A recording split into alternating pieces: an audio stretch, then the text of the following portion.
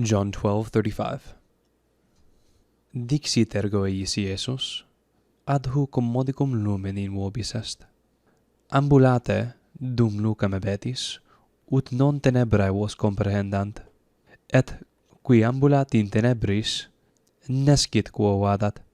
Therefore Jesus said to them, Yet a little longer, the light is amongst you. Walk while you have the light, so that the darkness would not overtake you. And he who walks in darkness does not know where he goes. Now, before we continue, I want to note something hermeneutical. Whenever you have a prologue in a work, it ought to serve as an interpretive lens of the work, and it will come up consistently throughout the work. And the prologue of John is no different. And we're entering into a section that repeats things very explicitly that are in the prologue of John.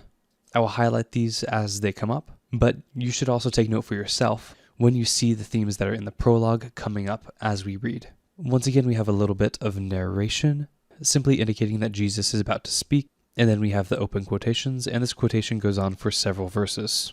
Then in the opening words of the quotation, we have ad hoc modicum lumen in vobis est. Now, this use of ad hoc is not being used in the sense of up to this point, but more in the sense of an even now, or still, more like an etiam nunc.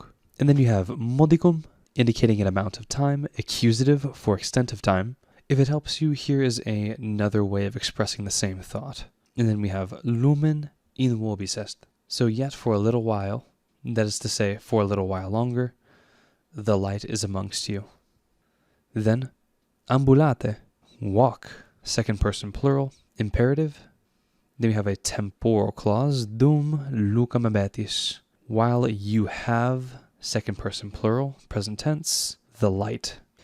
Then we have a purpose clause with ut non, with the subjunctive. Grammar books will note that one ought use ne here, but ut non is a perfectly understandable phrase as well.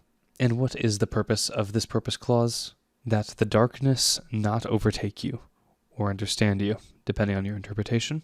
This I take to be a clear reference to John 1:5. Note that our verb is plural, ant, matching tenebrae, because darkness is a fixed plural in Latin. Then we have et qui ambulat in tenebris nescit quo vadit.